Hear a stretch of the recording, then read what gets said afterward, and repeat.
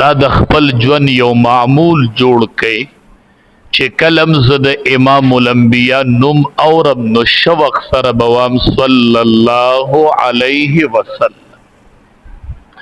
نبی کریم صلی الله علیه وسلم صحابه کرامو تو فرمایل وی ان من افضل ایامکم یوم الجمعه، په ټولو ورځو کې غوره ورځ د جمعې، دا په ټولو ورځو کې غوره ورځ ده. دی ولی غوره ده؟ فیه خلق آدم، په دې کې آدم علیه السلام پیدا شوی دی. وفیه قبض، او په دې آدم علیه السلام د دنیا نم تلی دی. زمون بابا آدم علیه السلام د جمعې په ورځ پیدا شوی دی او بیا د جمعې په ورځ زمون بابا د دنیا نم تلی دی. او وفیه النفخه، کله چې دا نظام ورانیږي، دا هر څه درهم برهم کیږي، دا شپېلې وهل کیږي، نو دا به ورځ د جمعې ښه داسې یوه جمعه به وي نو چې دا نظام به ورانیږي. وفیه الصاعقه، او چې کله په خلقو بیهوشي راځي نو به ورځ د جمعې. نو دوه کاره پکې شوي دي او دوه به پکې کیږي، دوه پاتې دي. یو به شپېلې کې پوکې وهي نو ورځ د جمعې به، او بیا چې خلق بیهوشه کیږي نو به ورځ د جمعې. دا ډیره اهمه ورځ ده، ورځ د جمعې. نو په دې کې به څه کار کوو چې دومره اهمه ورځ ده؟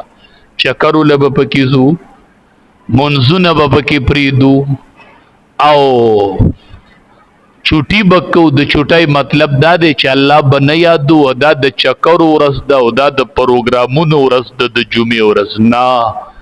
نبی علیہ السلام فرمائی فاکثروا علی من الصلاة فیه، په دې ورځ د ټولو نه زیات عمل چې کوئ نو هغه په ما درود شریف سیوا وایي. فاکثروا علی من الصلاة فیه، په دې ورځ په ما درود شریف ډیر زیات وایي.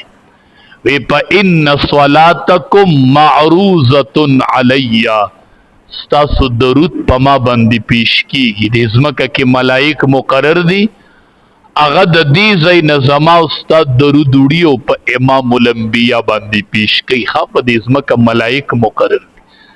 د جمعې په ورځ ډیر درود شریف وایي، دا ملائک وړي او هلته په نبی کریم صلی الله علیه وسلم باندې پیش کوي. دا زمون د نبی علیہ السلام سره یو ربط دی او په دې ځان پوه کې علما وایي درود شریف چې دی دا مقبول عمل دی، په دې کې رد نشته، په دې کې واپسی نشته. نو هر عمل کې دوه احتمالي چې دا مردود دی یا مقبول دی. او علما وایي درود شریف کې مردود نشته. ښه، دا چې څوک کوم وایي او په کم ټیمې مې وي او کمې ژبې مې وي، بس دا یو مقبول عمل دی د الله په نزد. نو جبی په درود شریف باندې لوندې ساتي. نبی کریم صلی الله علیه وسلم فرمای مونږ به ولې د هغه نوم نالو، ولې به هغه سره صلی الله علیه وسلم نه وایو؟ نبی علیہ السلام فرمای انا سید ولد آدم، زبا د قیامت په ورځ د ټول بنی آدم سردار زیم. انا سید ولد آدم یوم القیامه، قیامت په ورځ به پته ولګي چې زه د ټول بنی آدم سردار زیم. دا سرداری به ظاهر شي.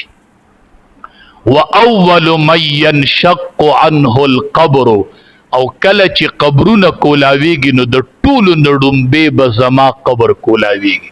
ټولو نړومبې به د قبر نم زه راپاسم، ټولو نړومبې به امام الانبیاء د قبر نه راپاسي. بیا به ابوبکر صدیق او عمر فاروق رضی الله تعالی عنہ دوه یارانې په ځمکه او دوه وزیرانې په اسمان کې. ځمکه کې ابوبکر صدیق او عمر فاروق رضی الله تعالی عنہ، او اسمان کې جبریل امین او میکائیل، دا دوه وزیران می اسمان کې دي، دوه می ځمکه کې. بیا به دې دواړه ما سره راپاسي او بیا به د جنت البقیع مړي راپاسي. نو د ټولو نړومبې به د قبر نه زه راپاسم.